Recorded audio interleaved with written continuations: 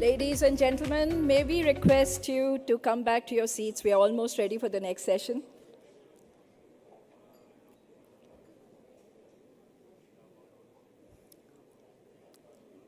May we request everybody to come back to your seats and just be ready for the next session, please?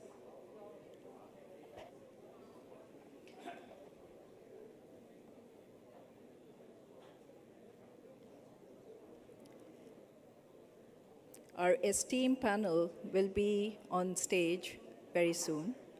Once all of you are seated.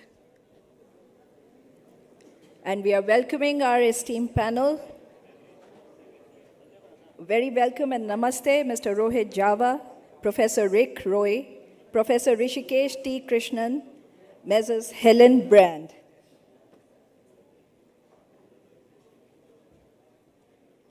Ladies and gentlemen, if you could be seated on your, come back to your seat, be seated for this very insightful and interesting discussion that's about to happen.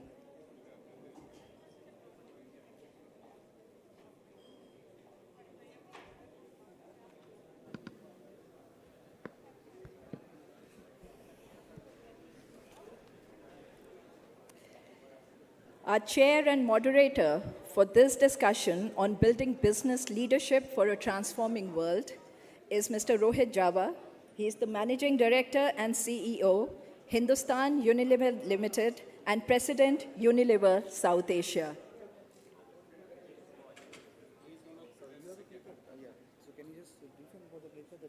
I'm not sure. Yeah, thank you. So we're just taking a moment to talk to our panelists about the clicker, and we are ready to start. May I request everybody to be a part of this discussion and come back on your seats, please. Thank you. With that, Mr. Rohit Java, may I invite you to do the opening remarks and open the session, please. Thank you. Thanks a lot. Good morning. Welcome back. So very excited to be here. It's a very important event and just the right time of the year, and I have the privilege and honor of being with an extremely great panel. And the topic that we will be spending the next hour or so is building business leadership for a transforming world. And I thought that I'll start first by giving you a little bit of personal reflections before I introduce you to our panelists and also hear from their perspectives. I work for HUL, Hindustan Unilever, and our business is of course, focused in India, reaching 9 out of 10 households in the country, serving all segments of the market. And clearly where I come from is basically from that lens. So I just want to touch upon, to set the context, the big changes that all of us see, but just to frame that so that we can start to think in some sort of a structure and give you a little bit of personal reflection on how we in Hindustan Unilever are reacting or reflecting or adapting to these changes. And then I will move to the panel and we'll hear from each one of them and their perspectives and bring it all together into a discussion. And finally, some open questions and then a wrap up. So that's the plan. So I think all of you are familiar with the big forces. And I just want to touch upon them. And there are four that I want to speak to. The number one, of course, is the way the world works is transforming. We all know that, from an era of globalization to post-globalization and multipolarity, and with all the changes that we see towards more inside thinking, more insular thinking, more localized thinking. It's a trend that we see across all parts of the world, whether it's the US, Europe, and even in our own neighborhood. We can also see conflict that is adding volatility. So the world, we used to call it VUCA in the past, and many other terms, but it's absolutely suffice to say that the level of change and unpredictability is increasing exponentially. And what might happen next year, in fact, is also open to question.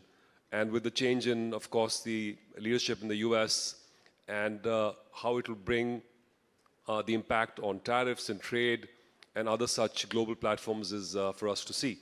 So clearly that's going to create waves that impacts countries like India. The second force, without doubt, and it's a force that India's really been at the forefront of leveraging to its advantage, is digitization. And in the previous session, you heard from our speakers on the DPI, the digital public infrastructure. If data is the new oil, then India has immense amount of data, and so does the world. And all of us know what's happened over the last year or two with the revolution of AI. And certainly in my own mind, it's obvious to me that, and is so clear, and more one reads and learns about that AI or digitization is basically, we are on almost the next era of change, almost as iconic and as momentous as the industrial age, the internet age, and we're clearly in the onset of a completely different age. And that'll put pressure and force change on all of us as individuals and organizations. Climate change is spoken about, resource stress, and all of us see this in the environment around us. India, particularly impacted by climate change, and in business we see this with what's happened to our commodities, what happens to our communities, and what happens to weather and the impact it has both in terms of the social good as well as the damage it creates. And it's not something that one can actually ignore. So I think climate stress, resource-constrained world is a reality we're dealing with. And finally, demographics. At one end, you have much of the world that's aging, where the pressure on generations on supporting more aging society with its health or pension funds is increasing. And importantly, on the other side, you have India and Africa. They are still very, very young countries, and the bigger question is about demographic dividend or demographic burden. And how exactly do we deal with that? How do we ensure that there's equity and there's also fairness and inclusivity in this new world? Now, with all of these four big changes, I think for me, when I look at what we or I should do in India today, or as a leader of this large company with a big impact in India, and our mission is what's good for India is good for HUL. And two words strike me. Number one is adaptivity or resilience. How can we not take world for granted, build scenarios and learn and create a more agile and adaptive organization that can react to increasing costs in one end of the business and decreasing costs in the other side of the business. And the second is compassion and inclusive leadership, because we have to carry 1.4 billion people. This growth and the prosperity we spoke to cannot just be the preserve of a few. So that is how I wanted to sort of set the stage for my guests. I want to first start with Helen. Helen Brand, OBE, is the Chief Executive of the Association of Chartered Certified Accountants, or ACCA, from the UK. She has led the association through a period of global growth, which has seen its membership double to more than 250,000. Helen was awarded an OBE in the Queen's Birthday Honours List in June 2011 for her services to the accountancy, and received an honorary doctorate from the University of Exeter in December 2017. So Helen, thank you for being here. I know your passion for value-based organizations, and over to you for giving us your perspective about what should the leaders do in this world. Thank you, thank you. So before I start, just to thank CIA and the Ministry of Finance for organising such an amazing forum where we can explore these ideas together. ACCA signed an MOU with CIA in May this year, and I think we hope that sharing insight, and probably one of the big lessons for leadership and collaboration, is actually going to provide solutions for the future. So we're delighted to be doing this. And to have this discussion in India, which is, you know, emerging definitely as the global talent hub, is so important. There's just one extra point. Is that a lot of what we're going to talk about, I think people tend to apply the thinking to existing leaders or people who are leading. But much of what we discuss, I think, needs to be integrated into the education and training of people at the very start of their careers if we're going to have the sustainable businesses and economies that we need in the future. So take it as given that what I'm talking about is actually for leaders at all levels, not simply those driving large corporations and organizations. I think we're all going to identify similar forces that are driving the change that's needed, and you've covered a number of them. In our scenario planning and when we're looking at strategies for the future, we identified 5 key areas, so I'll just briefly touch on those. Economy, so you know, the continuing volatility that we're seeing, which is not going away, as we heard in the previous session. Geopolitics, I think, you know, at the moment we all wake up thinking, has another government fallen today? I mean, we've had France, South Korea, Syria just in the space of, you know, a couple of weeks, and that is continual, and we all have to navigate through that. Sustainability, the environment, sustainability in its broadest sense, people, planet, profit, you know, that's definitely a force that's coming at business from many angles, whether it's regulatory, whether it's from the consumer, whether it's from the investor. That's all having to be dealt with. The societal expectations of business have definitely shifted, and that's something that leaders have to consider. And then that ever-present technology change. I think, you know, to my personal knowledge, I've been discussing that for 30 years, but every year it seems to be accelerating in terms of what leaders need to understand and what they need to apply. And I think the important point of all of these forces is it requires integrated thinking. You know, they can't be addressed in silos, and I guess what we're trying to explore is what are the leadership attributes that are going to enable that to happen as we go forward. I think that for all organisations, be they commercial, non-commercial, public sector, being very clear of the purpose and values of that organisation is absolutely critical. Because when we talk about that world around us, it's how do we navigate it? And if you don't have that guiding star, if you don't have that clear purpose for the organisation, and you're not leading your people in that way, in an authentic fashion, it is going to be extremely difficult to be resilient and to navigate. So for us at ACCA, we talk about our purpose being a force for public good and leading the global profession by providing opportunities. And I can tell you that, for example, through the COVID crisis, every decision we made came back to that purpose and the values of integrity, inclusion and innovation that we hold underneath that purpose. So sometimes this sounds abstract, but no, they absolutely can be applied to the decision making for any organisation, whichever environment it's in. On sustainability, it's really interesting being in India this week. I feel a real uptick in the urgency around business model change, around understanding how the long-term sustainability of business is going to be achieved. And some of that is being driven by the increasing regulatory and standards work that's coming into play that, of course, is requiring compliance.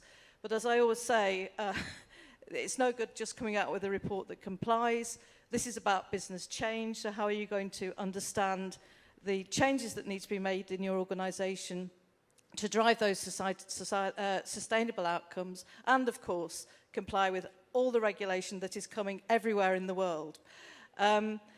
Broadly, that means focusing on what value you are creating as a business, not simply what profit, and understanding that value very much can be driven, we believe, through different capabilities in the organisation, including what we call now, rather than the CFO, the Chief Value Officer, who's going to bring together all that information that's needed to drive better decision-making for the long term. And finally, and probably most importantly, and in our recent research that we conducted globally, we found that ethical leadership being driven throughout the organisation, ethical business cultures, was the most significant issue identified by those in business. Closely behind sustainability and AI, most important, how ethical leadership is going to be embedded. Thanks a lot, Helen. I think you touched very nicely upon the role of business and what it means for as a multi-stakeholder model. And that brings me to Professor Rick Roy, who is a professor of leadership and organization at IMD Business School, Lausanne, Switzerland. And he's a senior business psychologist, so that's a very unique label. And we'll know more about that when we discuss that with you further. And he advises boards and CEOs in matters relating to board renewal, CEO succession, and leadership transitions. His primary research focuses leadership ambidexterity, perform and transform. And he has carried out advisory work for some of the top global companies as well as the World Bank. I know you have a few charts for us, and I'll please invite you to. Yeah, in keeping with the IMD professor tradition, I'll stand up and I'll use slides. So bear with me, just as David Bach did yesterday when he was here. I want to build on a couple of themes here. Rohit mentioned the need for adaptive organizations. And we've never needed more adaptability to adjust to all of these profound changes and forces and that were very well outlined here.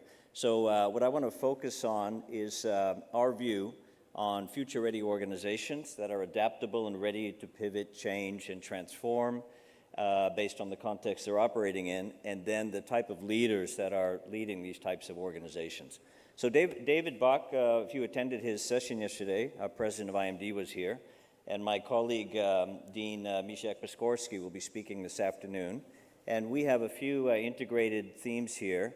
The first is starting with the future-ready organization. So very briefly, Professor Howard Yu and Professor Mark Grieven run a Center for Future Readiness. And each year we build a Future Readiness Index of the top 60 companies across a number of sectors, and using a whole series of measures, as you can see here, to benchmark, if you will, or provide an index of future readiness. Right? So that's our starting point, and we spend a lot of time advising, teaching, and doing research around robust, resilient, adaptive organizations that we would call future-ready. Not future-proof, but future-ready. And if you double-click on the leading companies in each of the sectors, they have something in common. All of them are able to simultaneously perform and transform, as Rohit mentioned. They're able to reposition the core business, keep it relevant, keep it profitable, continue to extract value, and keep it competitive, while they're creating new growth engines, new business models, new product services at the same time. This is a big ask, and the companies that are future-ready in our research are simply better than their peers at doing that, running what we would call dual transformation organizations. So, we've got the findings of future-ready organizations. Now, Professor Misiak and I set out to look at those organizations and say, can we come up with an evidence-based model to what good leadership performance looks like in a dual transformation company? And now we had 20 global companies join us in our first sprint to build a performance model. And now we have about 110 global companies have deployed the performance model that you see here, which is essentially a perform, transform model. There's a couple of important elements here. First of all, we call this ambidextrous leadership. It's not a new term. If you go back to Tushman at Harvard and O'Reilly at Stanford many years ago, as Rohit is well schooled on, they came up with the ambidextrous organization. So it's been around for quite some time. We thought it was the right model because leaders running these dual transformation companies are having to use opposing ways of thinking, behaving, and leading.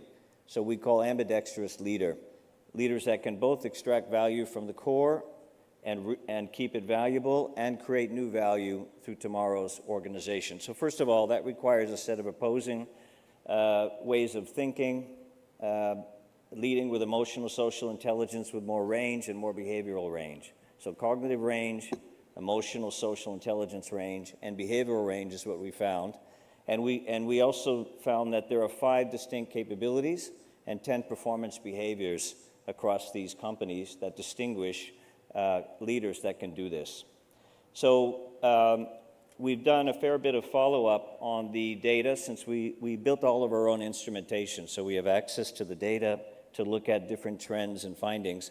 This is a graph showing from right to left in terms of level of seniority, ambidexterity requirements going up with each position level up through CEO. So we do see that the demands for ambidexterity rise as you move up the organization. And finally, just a few early conclusions on this ambidextrous model that we've been running with about 110 or so companies. First of all, future-ready companies are better than their peers at managing this dual transformation challenge of perform, transform. That's one of the hallmarks of the winning future-ready companies in our research. Future-ready companies are led by ambidextrous leaders. To get ambidexterity largely comes through diverse experience. And when we look at the leaders that have been through our diagnostic assessments and are part of our research database, we found that 6 to 9 roles diverse roles is kind of the sweet spot to develop ambidexterity as you progress to C-suite roles. More than 10 unique positions, there's no material or measurable difference in ambidexterity. So 6 to 9 diverse roles, and many of the CEOs and senior leaders we work with have made at least one dramatic pivot during their career out of their function, out of their geography, and so forth, to build what we would call leadership range. So leadership range is another way of describing this ambidexterity.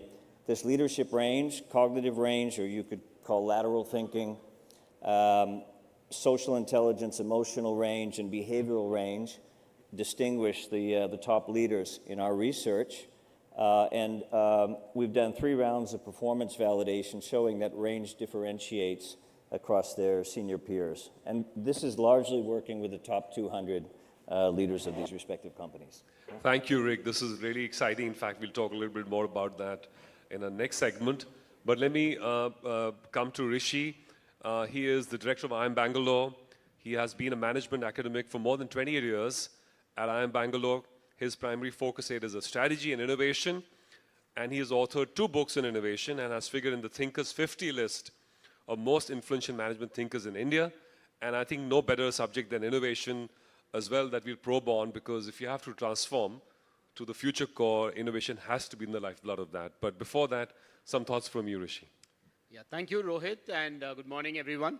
So I'd like to build on what my fellow panelists were just speaking about and wanted to share with you some ideas that we gleaned from the COVID experience in terms of what are some of the critical leadership capabilities that we need in today's very volatile and fast-changing world.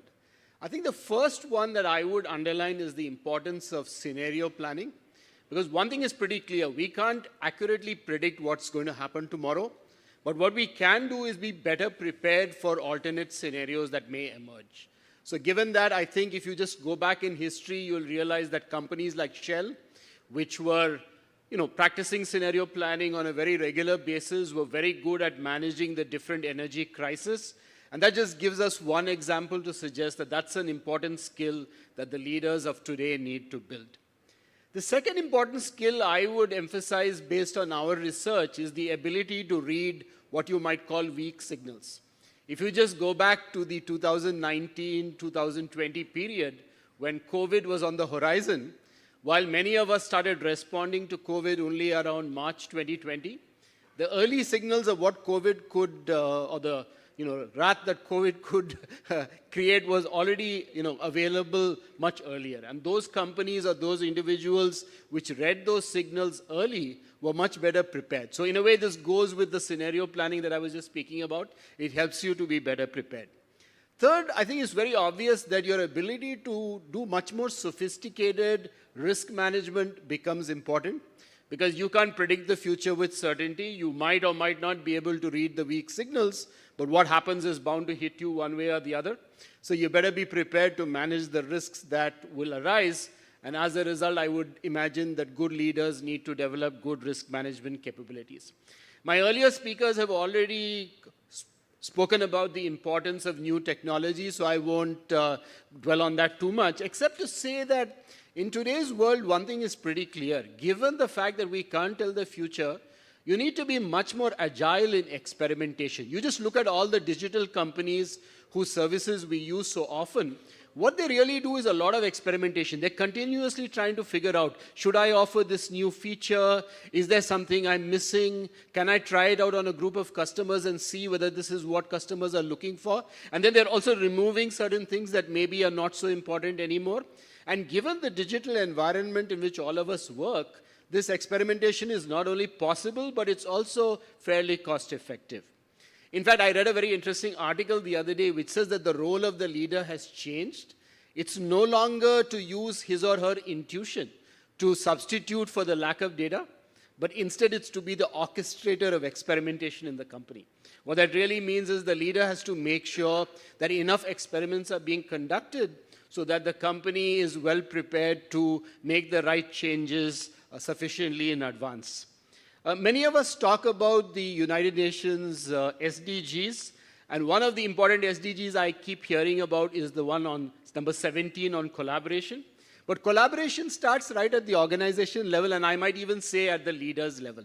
I think your ability to forge partnerships not only with other companies, but with non-profits, with the government. I mean, one very interesting thing is we are seeing a whole new range of unorthodox political and government leaders who come with a different set of ideas. Can you really forge collaborations with the government, with these new leaders who are now coming in with their new ideas so that you're better prepared to deal with all the new eventualities that may emerge? In a sharply polarized world, your ability to manage paradoxes is also very important. You might have your values, and I think Helen did underline that, but the fact is you're going to have to work with a lot of other people who may not share those values with you. So how are you going to manage those paradoxes? I think that's another skill that leaders will have to develop. And related to that is not only emotional intelligence, which will continue to be very important. I loved the point that Dr. Anant Nageshwaran made this morning about the importance of mental wellness. Obviously, if you want to be mentally well, it also helps if you're emotionally well, but also spiritually well. And I attended a very interesting conference a couple of weeks ago where they were saying it's not only about emotional intelligence, it's about spiritual intelligence. And here we're not talking about religion, we are just talking about the ability to, in a sense, be at peace with the world, so that you can take on all these exciting challenges that are coming up all the time. So to me, these are some of the leadership capabilities that we need to develop to be successful today. Thank you. Thanks a lot. This is actually, spiritual intelligence actually is really an important thought, and perhaps at the end of all of it, we should try and tease that out a little bit, unpeel that. What does it really mean for leadership in this volatile world? But before we get there, I just wanted to use the next 10-15 minutes to just discuss amongst ourselves a few questions that are on my mind as a practicing leader and operator in this country, and knowing your own passion points, and I'm going to dip on those and probably start with you, Rishi, and then go the other way. I think all of us know that really in India, the only mission all companies, organizations have is to grow. And if one has to grow in a world that's changing so fast, whether it's run by technology or with the macro factors, is innovation, is to do something that's not been done before. In fact, much of the structural growth we've seen over the last decade in this country is because of breakthrough, I think, epic innovations like the DPI that we just spoke about. So when we're dealing with a day-to-day business, I think there's always this dilemma on, things are changing so fast, there's no point testing things. Just fix it by, break it first before you fix it. Lean innovation, try it out, hack it up, and sort of jugaad your way around it and iterate it until you get this product market fit. And when you have a winner, then you go ahead and don't put mega bucks on big ideas that might not turn to be successful. But on the other hand, the other school of thought is about structural innovation, big technology platforms, science. And how does one square the circle in your view? Because you've written a lot about jugaad and innovation. Is there a sweet spot between these two extremes, or there isn't? No, absolutely. I think one thing is very clear. You need a lot of ingenuity. You need to have some of those insights. You need to be able to improvise. You don't always have the time to do the detailed innovation or the kind of deep research that you might always want to do. But you need to have a foundation of deep research as well, because remember, technology is changing rapidly. You want to be able to use AI. You want to be able to use all the new technological innovations that are happening around you. So I would imagine that both of these need to go together. So ingenuity is important to be able to come up with those new ideas. But then remember, in a country like India, ultimately, if you're going to make a viable business, scaling that is going to be important. I mean, most innovations in India are low margin, large volume kind of plays. That's how you really make money. So you've also got to be able to scale it. So a lot of the current thinking, even on startups, is it's not just about either exploration or about exploitation. There's a sort of intermediate phase, which you might like to call extrapolation, which is saying, okay, now out of these ideas I've tried, these are the ones which look like they have promise. Now, how do I scale them, or how do I prepare for scale in such a way that I can exploit these ideas in the exploitation phase? And at the same time, can I build in a little bit of flexibility, because I may need to adapt these ideas as I go along. So I think that's the challenge for most organizations. You're going to have to be, to quote what my previous speaker said about ambidexterity. You're going to have to be ambidextrous, and you're going to have to build that into the organization. I think that's really going to be one of the critical capabilities. So I would say Jugaad is important, but Jugaad is not the only game in town.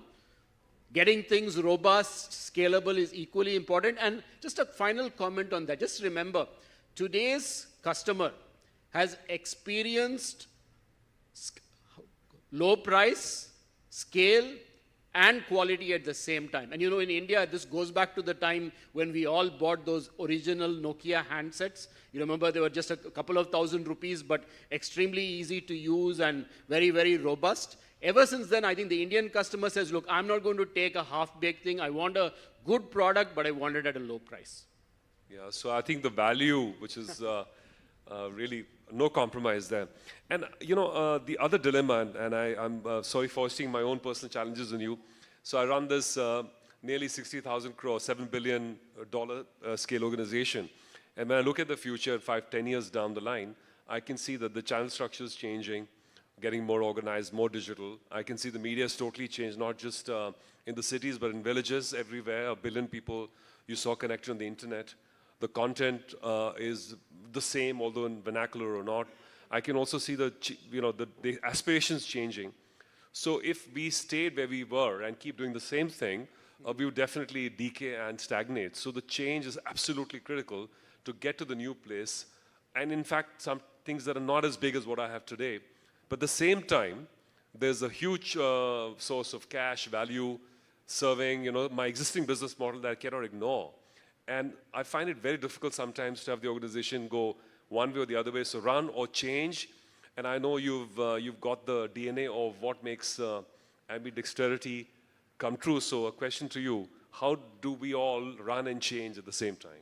Run and change at the same time, exactly.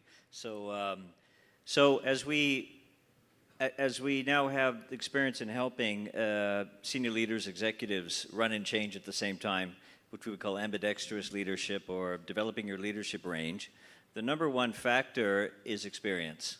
It's working in diverse organizational contexts, diverse sets of challenges that are outside your comfort zone, and as I said, 6 to 9 of those unique, diverse positions under different managers. And sometimes your best manager is your toughest manager as you're working your way through this. But 6 to 9 diverse roles, so it comes largely through experience, which is why we see more and more deep generalists taking over CEO and CXO roles versus specialists. There's been a movement over the last 15 years to deep generalists versus specialists running global companies. I'll just give you a quick example, and I hope I don't offend any finance people here. But when we used to do CEO succession, I've been doing CEO succession advising for listed companies for about 24 years. I've done a number of these, and I've done some here in India as well, which were super interesting. But basically, in those days, the logical successor to the CEO from the C-suite was who? The CFO. And over 80% of the internal appointments came from CFO to CEO in those days, right? For lots of reasons. Now, today, it's 16%, according to Spencer Stewart's CEO transition study last year, of CFOs are transitioning to CEO.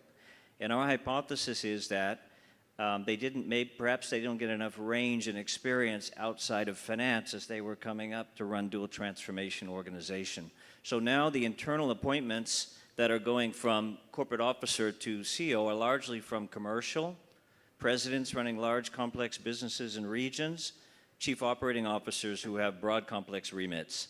And our hypothesis is they have more range, they have more ambidexterity, and they're better at context shifting, which is another skill you have to develop as you develop ambidexterity. And they can find themselves reading the signals more quickly in a new context, new business environment, new market, making sense of it, and then pivoting between these two ways of leading, perform, transform spectrum. I was just counting the number of countries I worked in. By the time I got back to India, it was about 6 to 9 as well. So maybe there's some truth in the notion of range, of being pushed in to do different things in different circumstances, having a few tough bosses to give you a new school of leadership.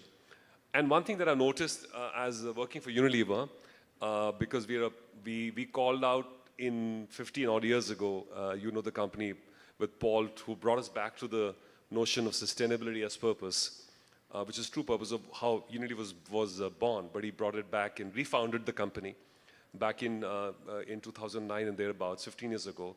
I think he was the first, amongst the first leaders to see the need for a more values-based, purpose-led business model. From then we moved on to target setting, and we had a phase when everything was being targeted and measured. And we've now come to the third phase, I believe, in this whole area of sustainability, which is more around, okay, what are the few things you can do as a company that can be deep and can make a huge difference, can make true impact, because the days of having a target is not enough. You need to deliver on these targets, and they are measured and audited and regulated.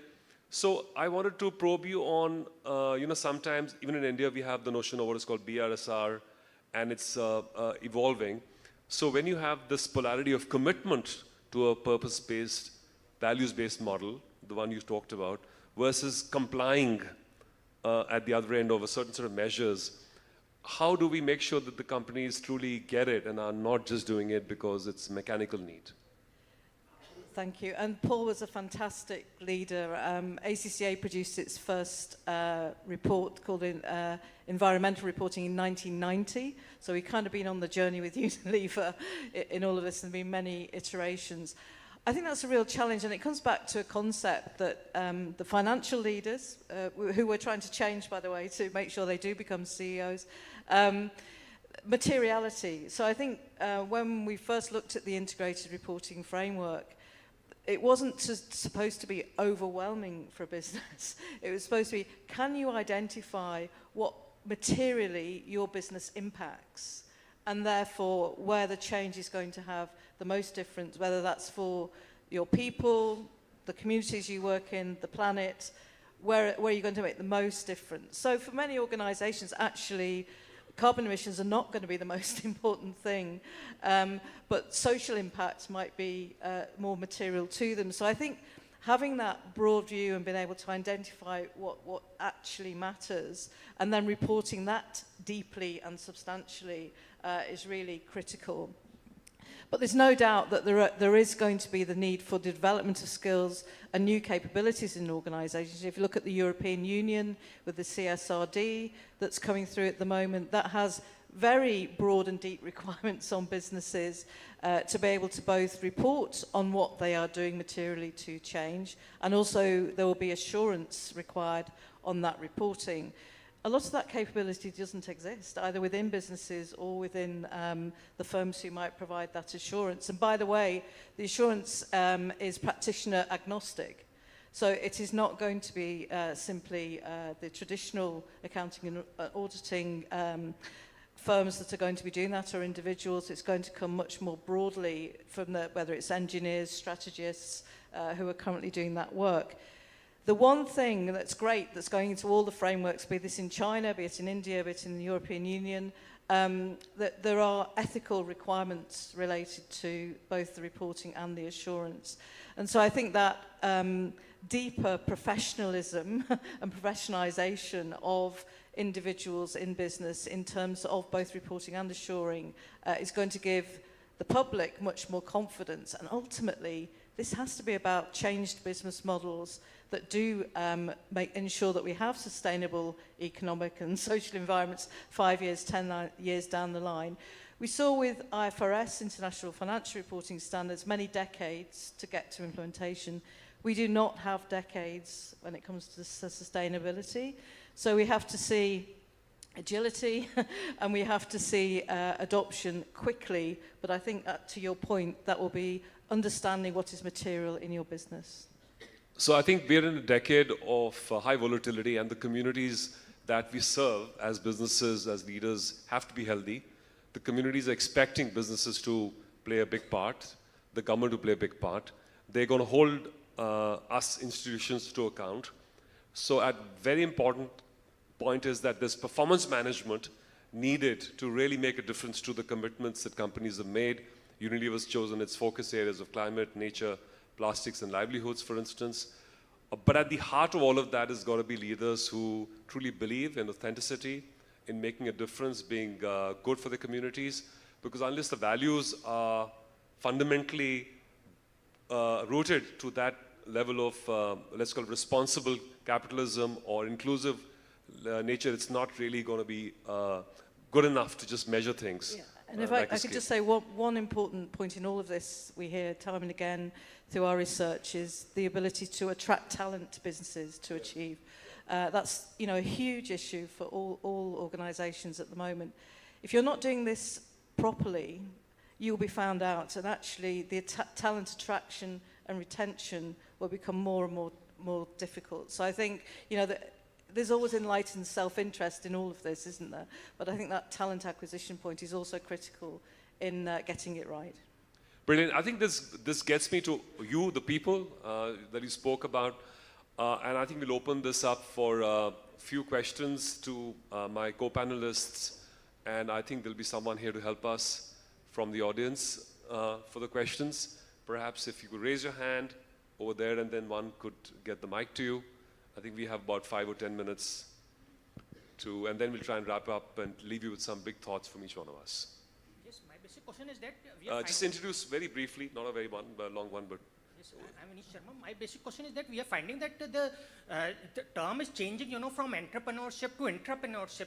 We are finding that employees are basically, companies are looking for entrepreneurship, which can basically look for people who can adapt to the technology, who can take risks, who can collaborate, and who can adapt to the vertical integration with the changing, environment, fast, rather than the traditional mode of, getting through delegation, which is quite, slow mode and which basically gets the results, much more, and not that swiftly. So how do you see that? How do you see that role of entrepreneurship, in the organizations? In the Yeah, I'm future? happy yeah, I to. think Rishi and maybe Rick. Yeah, so I think you're absolutely right. I think what we are seeing in organizations, and maybe I should have added your point to the list I gave you, that we need an entrepreneurial mindset even in the corporate context.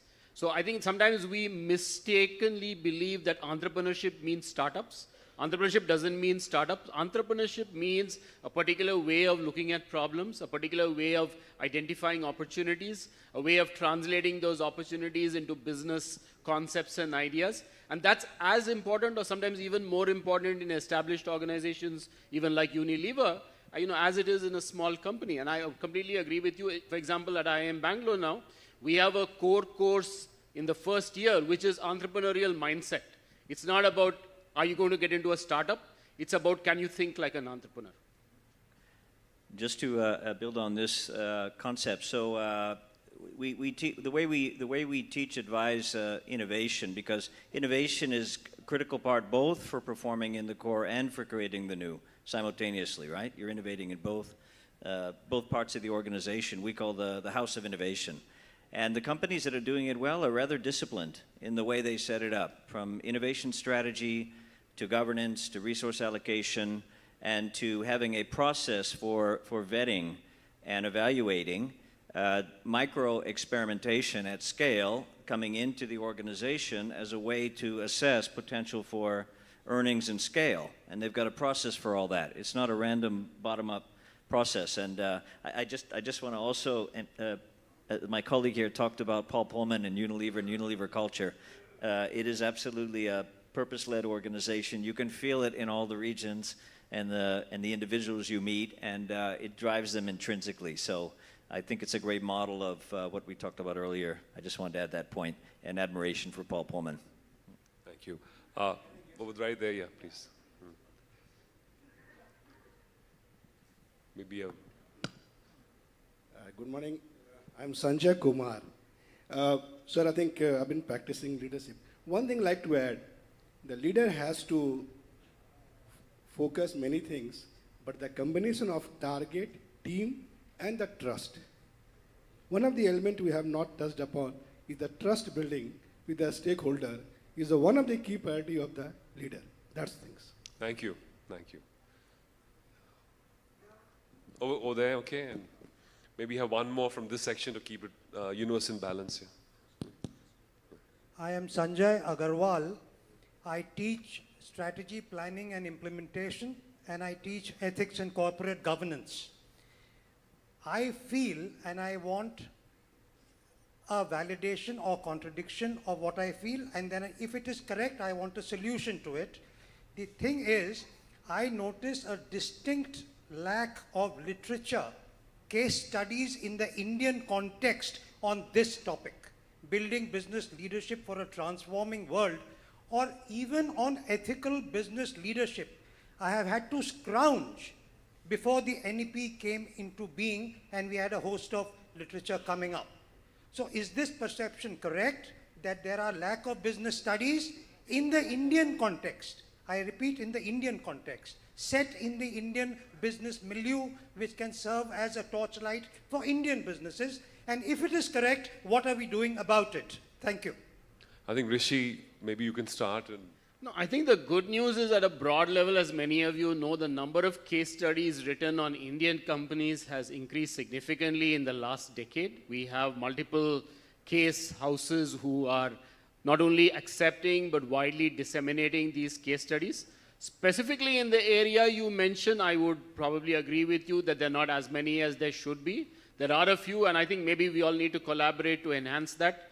In another avatar which I am part of, I'm part of the case initiative in the All India Management Association. So if any of you are interested in sharing your experiences of becoming part of case studies there on the theme that Mr. Agarwal mentioned, please do let me know. one more question before we wrap up. We'll get the mic to you. Question or comment? Briefly, either way. I'm Dinesh Vath. So whenever we are talking about business leadership, so that is, business means either the product or the services. So I have never seen the business leadership related to investment in human or working with human.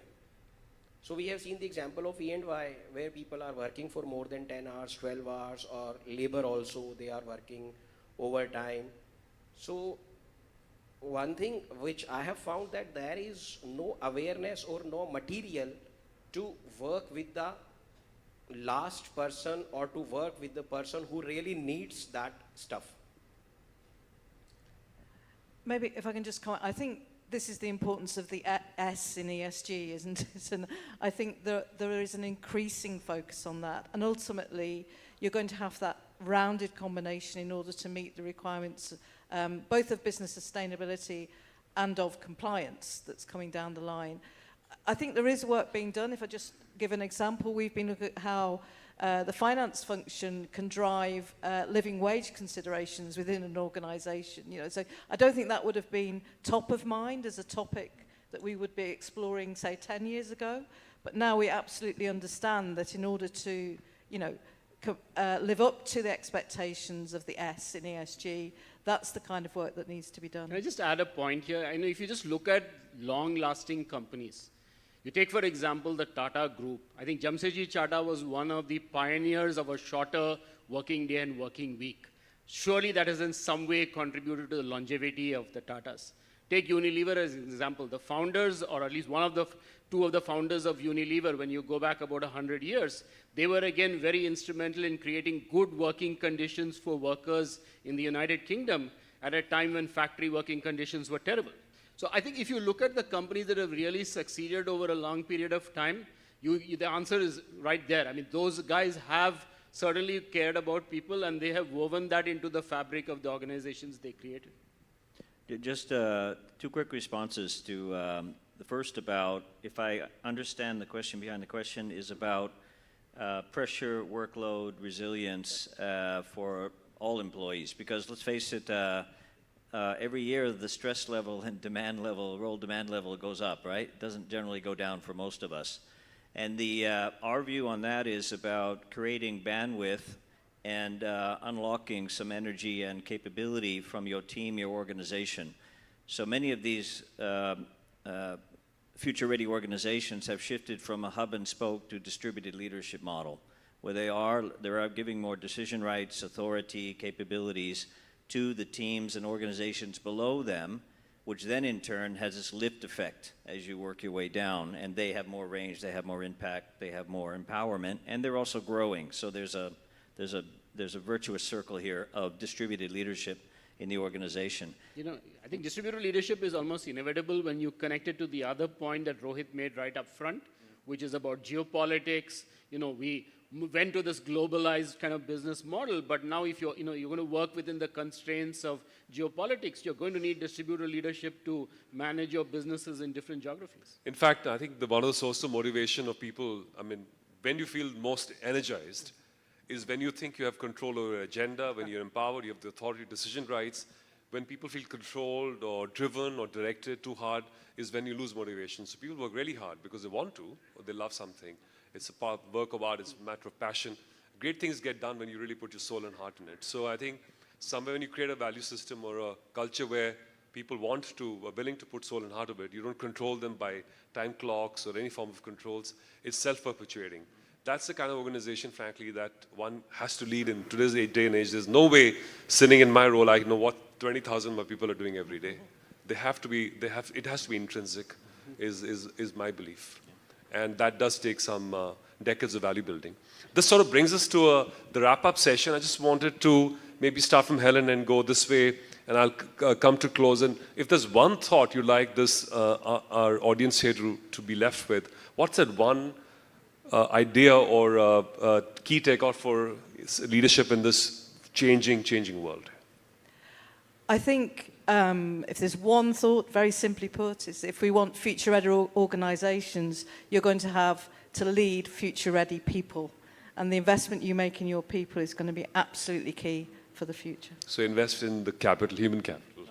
All right. So briefly, we're in an age where deep generalists are now rising to the top of organizations. And so I'd encourage folks that are specialists, which you absolutely need, of course, in organizations' economy, but to expand your range and take some risks professionally along the way in terms of job experience.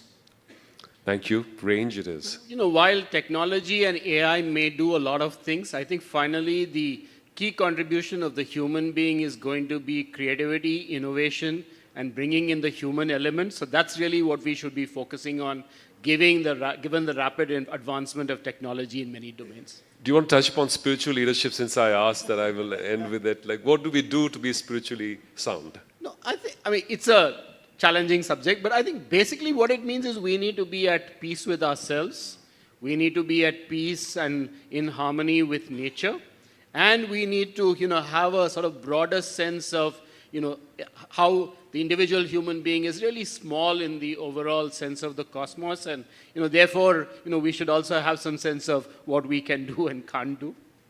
So there's that serenity prayer, control what you can control and don't get too unhappy what you can't control. So I want to just end with this big thought rather than trying to sort of summarize everything that you've heard.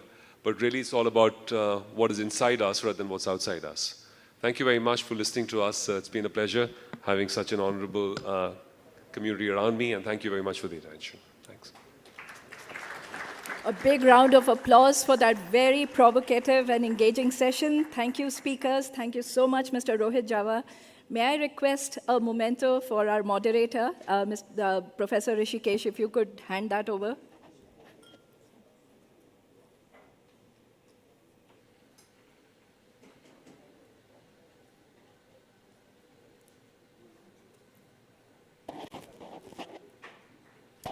Yes, the photo opportunity, please. Yeah, thank you.